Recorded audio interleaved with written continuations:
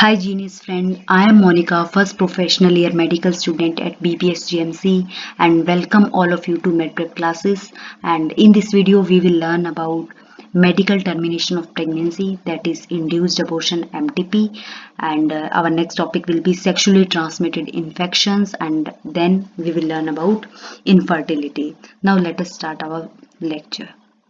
MTP, intentional or voluntary termination of pregnancy before full term, is termed as medical termination of pregnancy. अब voluntarily ऐसा क्यों किया जाता है? क्योंकि कुछ केसेस होते हैं जिसके अंदर क्या है, ethically it is not fair, but अगर देखें तो कुछ केसेस ऐसे होते हैं जिसके अंदर इट इज़ ऑल्सो राइट। जैसे कि कुछ फीटस ऐसे होते हैं जिनको कोई सीवियर मेंटल प्रॉब्लम्स हो सकती हैं, कुछ जेनेटिक डिसऑर्डर्स होते हैं, तो उस केस में हमें एमटीपी करनी होती है, क्योंकि ये फीटस के लिए भी बहुत ज़्यादा हार्मफुल हो सकता है इन फ्यूचर। एंड कुछ इक्टोपिक प्रेगनेंसी के केस होते हैं जिसके अंदर जो ब्लास्टोसिस्ट होता है वो एंडोमेट्रियम में इम्प्लांट ना होकर किसी और साइड पे यूट्रस में इम्प्लांट हो जाता है, लाइक फैलोपियन ट्यूब्स के आसपास, ठीक है। तो उस केस में क्या है, it is harmful both for the foetus and mother. तो ऐसे सच केसेस में टर्मिनेशन हमें करना होता है medically, and it is known as medical termination of pregnancy और induced abortion. Nearly 45 to 50 million MTPs are performed in a year all over the world, which accounts for 1/5 of the total number of conceived pregnancies in a year. पूरे साल में worldly जितनी भी conceived pregnancies होती हैं उनका 1/5 है, 45 to 50 million, और इतनी एमटीपीज एक साल में परफॉर्म की जाती हैं, okay, medically. Whether to accept or legalise MTP or not is being debated upon in many countries due to emotional, ethical, religious and social issues involved in it. अब इसके साथ बहुत सारे एमटीपी के साथ बहुत सारे इश्यूज हैं, emotional, ethical, religious, and government of India legalised MTP in 1971. ये एक इम्पोर्टेंट क्वेश्चन भी है और आपको ये मेमोराइज भी करना है कि इंडिया में कब ये लीगलाइज हो गया था एमटीपी, 1971 में. लेकिन कुछ स्ट्रिक्ट कंडीशंस हैं कि उन्हीं कंडीशंस में आप एमटीपी परफॉर्म कर सकते हो, and to avoid its misuse, okay, and such restrictions are all the more important to check indiscriminate or illegal female feticides which are reported to be high in India, okay. And why MTP अब क्यों करना चाहिए? तो obviously the answer is to get rid of unwanted pregnancy either due to casual unprotected intercourse or failure of the contraceptive use during the coitus or rapes. अब ये है कि एक तो मदर और जो पेरेंट्स हैं, मतलब वो उनका व्यू है तो वो एमटीपी करवा सकते हैं, लेकिन ऐसे नहीं कि discrimination between male and female child, तो ये एक लीगली इलीगल थिंग है, दिस इज इलीगल. एंड लेकिन ये कुछ खास केसेस के अंदर ये एमटीपी परफॉर्म की जाती हैं, लाइक रेप्स के केस के अंदर या अनप्रोटेक्टेड इंटरकोर्स और failure of the contraceptive use, उन केसेस में ये एमटीपी परफॉर्म की जाती है. MTPs are also essential in certain cases where continuation of the pregnancy could be harmful or even fatal either to the mother or to the fetus or both. उन cases में ये termination कर दिया जाता है fetus का, और ये मैंने आपको पहले भी बता दिया है स्टार्टिंग में. And MTPs are considered relatively safe during the first trimester. मतलब up to 12 वीक तक it is safe, बट लेकिन जो सेकेंड ट्राइमेस्टर के अंदर जो अबॉर्शंस या एमटीपी करवाई जाती हैं वो मच मोर रिस्कियर है, okay. One disturbing trend observed is that a majority of the MTPs are performed illegally by the unqualified quacks, which are not only unsafe but could be fatal too. अब कुछ illegal होते हैं, जैसे हम villages और rural areas में देखें, कुछ इलीगल या फिर इलीगली कुछ ऐसे डॉक्टर्स होते हैं जो ऐसा वर्क करते हैं, okay, you can understand. Another dangerous trend is the misuse of amniocentesis to determine the sex of the unborn child, and frequently if the fetus is found to be female it is followed by MTP, and this is totally against what is legal. अब क्या होता है, पहले जो rural areas में क्या होता है, कुछ पेरेंट्स क्या करते हैं, एमनियोसेंटेसिस करवाते हैं और लेकिन अब तो इंडिया के अंदर एमनियोसेंटेसिस बैन हो गई है इसी वजह से। वो पहले क्या करते थे, एमनियोसेंटेसिस करवाते थे, अगर मेल या फीमेल चाइल्ड है, फीमेल चाइल्ड होती थी तो उसका फिर एमटीपी फॉलोड बाय एमटीपी, उसका एमटीपी करवा दिया जाता था, टर्मिनेशन करवा दिया जाता था। Okay, and it is totally illegal and such practices should be avoided because these are dangerous both for the young mother and the fetus. Effective counseling on the need to avoid unprotected coitus and the risk factors involved in illegal abortions as well as providing more healthcare facilities could reverse the mentioned unhealthy trend. अब ये अपन यहाँ पे पढ़ा है कि amniocentesis करवा के और बाद में एमटीपी करवा देते थे, लेकिन ये क्या है, इलीगल थिंग्स हैं। अभी हमें इस चीज़ को रिमूव करने के लिए एजुकेशनल और काउंसलिंग करनी चाहिए ताकि ऐसी चीज़ों को हम सोसाइटी से रिमूव कर सकें। Okay, and now let us learn about sexually transmitted infections. Infections or diseases which are transmitted through sexual intercourse are collectively called sexually transmitted infections और venereal diseases कहते हैं इन्हें, या reproductive tract infections बोला जाता है। अब gonorrhoea, syphilis, genital herpes, chlamydiasis, genital warts, trichomoniasis, hepatitis B, and of course the most discussed infection in the recent year HIV leading to AIDS are most of the common STIs हैं, ये sexually transmitted infections है। अब जितने भी example आपने पढ़े यहाँ से यहाँ तक, ये सभी आपको टिप्स पे होने चाहिए। ओके, अब इनके जो कोजिंग फैक्टर्स हैं, जो वायरस जिनकी वजह से होता है या बैक्टीरिया की वजह से होता है, वो उन्होंने मेंशन नहीं कर रखा है, लेकिन I can tell you about something. जैसे गोनोरिया के अंदर क्या होता है, जो गोनोरी एक बैक्टीरिया होता है उसकी वजह से ये प्रॉब्लम होती है। इनके अंदर कुछ क्या है, जो रिप्रोडक्टिव ट्रैक्ट का रीजन होता है उस रीजन में इन्फ्लामेशन आ जाती है, रेडिशनेस आ जाती है, और ओके एंड ये हेपेटाइटिस बी वायरस की वजह से होता है। हर्पीज, जेनाइटल हर्पीज वायरस की वजह से होता है। ओके, ऐसे कुछ केस हैं। जैसे जेनाइटल वार्ट्स है, ये पेपिलोमा वायरस होता है, पेपिलोमा उसकी वजह से होता है। एंड HIV तो आपको पता ही है, ह्यूमन इम्यूनो डेफिशिएंसीज, जो जो एड्स है वो क्या, acquired immuno deficiency syndrome HIV की वजह से होता है, ह्यूमन इम्यूनो डेफिशिएंसी वायरस उसकी वजह से होता है।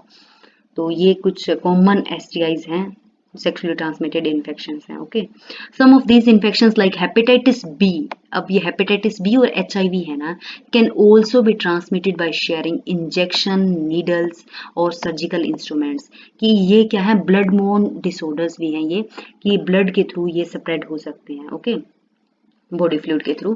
तो हेपेटाइटिस बी और HIV है वो इंजेक्शन नीडल्स और सर्जिकल इंस्ट्रूमेंट्स के थ्रू फैल सकता है, और ये एक इंपॉर्टेंट भी है। HIV तो हम सभी को पता है, लेकिन हेपेटाइटिस बी है, ये भी क्या है, इंजेक्शन नीडल्स और सर्जिकल इंस्ट्रूमेंट्स का यूज करने से, इंटर यूज करने से फैल सकते हैं। With infected person, transfusion of blood और from an infected mother to the foetus through placenta, placenta के थ्रू ये मदर से फीटस के अंदर भी आ सकते हैं। ये दोनों infection hepatitis B and HIV, और ये सब कुछ इंपॉर्टेंट है। एक्सेप्ट फॉर हेपेटाइटिस बी के अलावा क्या है, genital herpes, HIV infection, other diseases are completely curable हैं। ओके, देखो अब इन्होंने बता रखा है हमें, except for hepatitis B, genital herpes and HIV, ये तीनों इन्फेक्शंस के अलावा जितने भी हमने ऊपर पढ़े, साइफिलिस, गोनोरिया, कैलेमाइडियासिस और ट्राइकोमोनियासिस, ये सारे इन्फेक्शन जो भी पढ़े थे वो सारे क्योरेबल हैं अगर उन्हें टाइमली डिटेक्ट कर लिया जाए और ट्रीटमेंट अगर स्टार्ट कर दिया जाए। लेकिन जो हेपेटाइटिस बी है, जेनाइटल हर्पीज है, HIV इन्फेक्शंस, ये तीनों के तीनों बड़ी सीवियर प्रॉब्लम्स हैं। Early symptoms of most of these are minor and include itching, fluid discharge, slight pain, swellings etcetera, सभी के कॉमन सिम्टम्स हैं लगभग in the genital region. And infected female, जो फीमेल्स होती हैं वो क्या है, मे बी एसिम्प्टोमेटिक हो सकती हैं, and hence may remain undetected for long, और ये एक इम्पोर्टेंट पॉइंट भी है और एक वेरी डेंजरस थिंग भी है ये कि वो फीमेल्स हैं वो एसिम्प्टोमेटिक भी हो सकती हैं, उनके अंदर पहले कुछ कोई सिम्टम्स अर्ली सिम्टम्स डेवलप नहीं होते फीमेल्स के अंदर regarding STIs. Absence or less significant symptoms in early stages of infection and the social stigma attached to the STIs deter the infected persons from going for timely detection and proper treatment. अब कुछ society के social regions की वजह से क्या है, कई जो पीपल होते हैं अपनी ऐसी प्रॉब्लम्स को सामने नहीं लेके आते और जिसकी वजह से वो उनका टाइमली डिटेक्शन नहीं हो पाता और प्रॉपर ट्रीटमेंट नहीं हो पाता. Okay, and this could lead to complications later and which include pelvic inflammatory diseases, और बाद में उन्हें सीवियर पेल्विक इन्फ्लेमेटरी डिसीजेज भी हो सकते हैं, अबॉर्शंस, फीमेल केस में अबॉर्शंस हो सकते हैं, स्टिल बर्थ्स हो सकते हैं, और ectopic pregnancies means implantation at different site. Okay, and infertility or even cancer of the reproductive tract. STIs are a major threat to a healthy society. Therefore, prevention or early detection and cure of these diseases are given prime consideration under the reproductive health care programs. ये एक important topic है इसीलिए. Okay, तो all persons are vulnerable to these infections. Their incidences are reported to be very high among persons in the age group of 15 to 24 years, the age group to which you also belong. Means जो 15 to 24 year as है, जो adolescence as है या adult age है, young adult, उनके अंदर ये problem देखने को मिल सकती है ज़्यादातर केसेस, और ये ज़्यादा वल्नरेबल कंडीशंस है. But prevention and proper take care is can solve any problem. So there is no reason to panic because prevention is possible. One could be free of these infections by simply following these principles. Avoid sex with unknown partners, multiple partners, and always try to use condoms during coitus. And in case of doubt, one should go to a qualified doctor for early detection and get complete treatment if diagnosed with infection. अब ये infections इनके अंदर क्या है, शुरू के अंदर तो जो भी इन्फेक्टेड पर्सन है वो इनको डिटेक्ट, पहले फीमेल्स के अंदर तो ये कंडीशन ही क्या है, एसिम्प्टोमेटिक है. और अगर खुद को पेशेंट को अगर कुछ पता होता है कि भाई मेरे साथ ये प्रॉब्लम हो रही है या नहीं हो रही है, तो वो सोशल स्टिग्मा की वजह से भी प्रॉपर केयर नहीं लेता. तो it is very dangerous both for the society and her family and also for others. So it should be avoided and proper care should be taken at right time. Now study about infertility. A discussion on reproductive health is incomplete without mentioning this topic. A large number of couples all over the world, including India, are infertile. That is, they are unable to produce children in spite of unprotected sexual cohabitation. The reasons for this could be many: physical, congenital, कोई भी reason हो सकते हैं, physical हो सकते हैं, congenital हो सकते हैं, डिसीजेज, ड्रग्स, इम्यूनोलॉजिकल और even psychological reasons. In India, often the female is blamed for the couple being childless, but more often than not, the problem lies in the male partner. Specialized healthcare units, infertility clinics could help in diagnosis and corrective treatment of some of these disorders and enable these couples to have children. ये simple, बिल्कुल simple लिख रखा है, इसमें कुछ खास नहीं है. However, where such corrections are not possible, the couples could be assisted to have children through certain special techniques commonly known as assisted reproductive technology, ART. ART क्या बोलते हैं? assisted reproductive technologies. अब इनमें क्या होता है, जो इनफर्टाइल कपल्स होते हैं उनको कुछ वेरियस प्रोसीजर के थ्रू हम जाइगोट प्रोड्यूस कर सकते हैं. ओके, तो टू हैव बेबी. तो इन विट्रो फर्टिलाइजेशन क्या होता है? इन विट्रो का मतलब होता है artificially, in outside the body of the female. तो in vitro fertilisation, IVF, in vitro fertilization outside the body in almost similar condition as that in the body. Means वैसा ही temperature, वैसा ही surrounding fluid की pH और सब कुछ maintain करके, वैसे ही हॉर्मोन्स, वैसे ही कंडीशंस प्रोड्यूस करके, आर्टिफिशियली प्रोड्यूस करके फर्टिलाइजेशन करवाया जाना, in vitro fertilisation. And followed by, और फिर बाद में इन विट्रो फर्टिलाइजेशन से जो जायगोट बनेगा उसका ट्रांसफर कर दिया जाता है into the female body. Okay, and followed by embryo transfer in one of such methods. In this method, popularly known as test tube baby program, यही है test tube baby program, जिसके अंदर क्या है, ova from the wife means female or sperms from the husband or donor male are collected and are induced to form zygote बनाया जाता है under stimulated conditions in the lab and the zygote or early embryos with up to 8 blastomeres। अब ये एक important question है कि जो zygote और early embryo होता है 8 blastomeres की स्टेज तक का could be then transferred into the fallopian tube के अंदर उसे ट्रांसफर कर दिया जाता है जिससे ये कंडीशन इसे क्या बोलते हैं zygote intrafallopian transfer.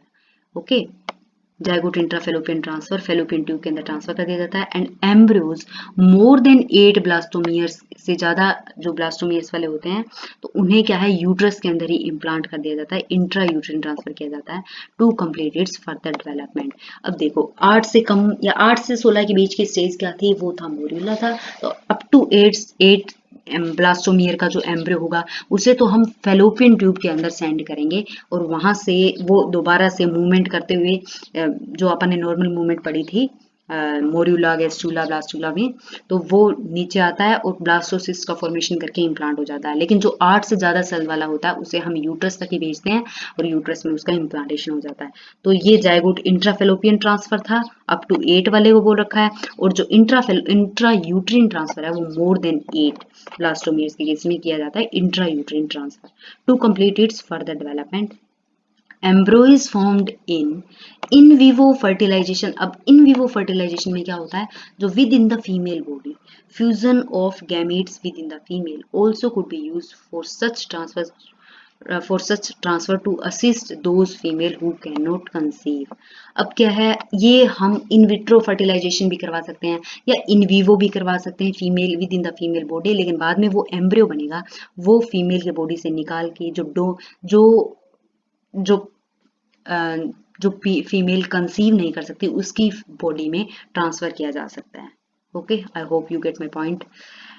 Transfer of an ovum collected from A donor into the fallopian tube means gamete intra fallopian transfer. इस नाम से ही पता चल रहा है साफ साफ टर्म से कि गैमीट हमने एक डोनर से ओवम लिया और दूसरी फीमेल की फेलोपियन ट्यूब में ट्रांसफर कर दिया of another female who can not produce one but can provide suitable environment for fertilisation and further development is another method attempted. Okay तो कई फीमेल्स क्या होती हैं वो ओवम प्रोड्यूस नहीं कर पाती तो क्या होता है कोई डोनर फीमेल उसका ओवम लिया जाएगा और दूसरी फीमेल की फेलोपियन ट्यूब के अंदर ट्रांसफर किया जाएगा। ओके जो रिसेप्टर होगी तो इंट्रासाइटोप्लाज्मिक। अब क्या है हम ये तो था गैमीट का ट्रांसफर कैसे किया जा सकता है गैमीट इंट्राफेलोपियन ट्रांसफर। अब क्या है इंट्रासाइटोप्लाज्मिक स्पर्म इंजेक्शन क्या है एक अनदर स्पेशलाइज्ड प्रोसीजर है to form an embryo in the lab in which sperm is directly injected into the ovum. ये भी एक इंपॉर्टेंट प्रोसेस है इंट्रासाइटोप्लाज्मिक स्पर्म इंजेक्शन जो ओवम है उसके साइटोप्लाज्म में सीधा डायरेक्ट इंजेक्ट कर दिया जाता है sperm. Infertility cases either due to inability of the male partner to inseminate the female or due to very low sperm counts in the ejaculates could be corrected by artificial insemination technique. Okay, artificial insemination में क्या होता है किसी भी donor या male parent से artificial insemination में क्या होता है अगर मेल पेरेंट का स्पर्म काउंट है वो कम है तो किसी डोनर का के स्पर्म्स लेके उसको फीमेल ट्रैक्ट के अंदर इंसेमिनेट करवाया जाना वो होता है artificial insemination. In this technique the semen collected either from a husband or a healthy donor is artificially introduce either into the vagina or into the uterus intra uterine insemination of the female.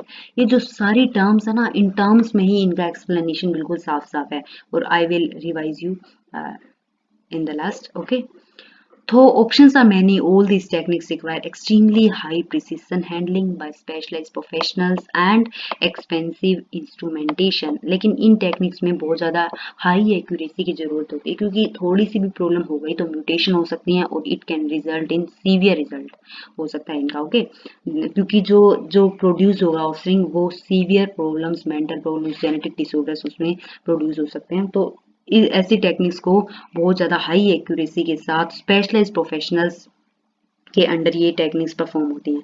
Therefore, these facilities are presently available only in very few centers in the country. Obviously, their benefits is affordable to only a limited number of people. और ये techniques हैं बहुत ज़्यादा expensive भी हैं, इसलिए ये limited number of people ही इनको यूज़ कर सकते हैं. Emotional, religious and social factors are also deterrents in the adoption of these methods. अब कुछ इमोशनल फैक्टर्स, रिलीजियस फैक्टर्स हैं, वो ऐसी टेक्निक्स को inhibit करते हैं. Since the ultimate aim of all this procedure is to have children, in India we have so many orphaned and destitute children who would probably not survive till maturity unless taken care of. Our laws permit legal adoption and it is as yet one of the best method for couples looking for parenthood. Okay, and this is very good. And अब मैं आपको एक बार इनको वापस से revise करवाती हूँ. सबसे पहले क्या होता है कि इनफर्टाइल कपल्स में क्या है कि या तो फीमेल है वो ओवम प्रोड्यूस नहीं कर पा रही है, या मेल है उसका जो इजैकुलेशन का जो सीमन है उसके अंदर स्पर्म काउंट है वो लो है. अगर स्पर्म काउंट नॉर्मल है तो स्पर्म की मोटिलिटी नहीं है या शेप एंड साइज नॉर्मल नहीं है, कुछ भी प्रॉब्लम हो सकती है. तो ऐसे केस में क्या है, इन विट्रो फर्टिलाइजेशन करवाया जाता है. मतलब एक ओवम किसी डोनर फीमेल से लिया जा सकता है या जो खुद पेरेंट है उसका ओवम लिया जा सकता है और मेल का जो स्पर्म है वो लिया जा सकता है और इनको लैब कंडीशंस के अंदर फर्टिलाइजेशन करवाना और जो एम्ब्रियो बनेगा बाद में उसका ट्रांसफर करना. तो इन विट्रो में तो लैब के अंदर फर्टिलाइजेशन, फिर एम्ब्रियो ट्रांसफर करना. अब अप टू 8 में हमने कर दिया तो वो zygote, up to 8 blastomere stage में कर दिया तो वो हम फैलोपियन ट्यूब में करेंगे तो उससे हम बोलेंगे जाइगोट इंट्राफैलोपियन ट्रांसफर. और मोर देन 8 ब्लास्टोमेयर की स्टेज में किया तो वो हो गया intrauterine embryo transfer. Okay, and in vivo fertilisation की ऐसा केस है कि फीमेल है वो हेल्दी है, उसके वो ओवम बिल्कुल अच्छे हेल्दी ओवम प्रोड्यूस कर सकती है, लेकिन जो मेल पार्टनर है वो वो स्पर्म प्रोड्यूस नहीं कर पा रहा है. तो ऐसे केस में क्या है, आर्टिफिशियली किसी डोनर के स्पर्म्स का यूज करके फीमेल की बॉडी में आर्टिफिशियली इंसेमिनेट करवाया जा सकता है. तो ऐसी फर्टिलाइजेशन तो देखो फीमेल की बॉडी के अंदर हो रही है, तो ऐसी फर्टिलाइजेशन को बोलेंगे इन विवो फर्टिलाइजेशन. अब कई फीमेल्स क्या होती हैं वो ओवम प्रोड्यूस नहीं कर सकती, तो ऐसे केस में क्या है, किसी हेल्दी फीमेल जो डोनर होगी उससे ओवम लेके जो रिसेप्टर है या पेरेंट है उसकी बॉडी में इंजेक्ट करना, उसे बोलते हैं gamete intrafallopian transfer. Fallopian tube के अंदर गैमीट का ट्रांसफर करना. ओके, और साइटोप्लाज्मिक इंजेक्शन में क्या होता है, जो इंट्रासाइटोप्लाज्मिक इंजेक्शन हम पढ़ रहे हैं स्पर्म इंजेक्शन, इसमें क्या होता है कि हमने ओवम ले रखा है एक टेस्ट ट्यूब में और जो स्पर्म है वो डायरेक्टली उसके अंदर ओवम के साइटोप्लाज्म में इंजेक्ट करना, उसे बोलते हैं intracytoplasmic sperm injection. Artificial insemination मैंने अभी भी आपको जस्ट समझाया है. एंड इंट्रा यूट्रिन इंसेमिनेशन में क्या है कि आर्टिफिशियली अगर यूट्रस के अंदर इंसेमिनेशन मतलब जो सीमेन है वो इंजेक्ट किया जा रहा है तो वो गया intra uterine insemination. I hope you get all my points and this is all for today guys. Thank you very much and if you have any doubt you can ask me and see you soon in the next video.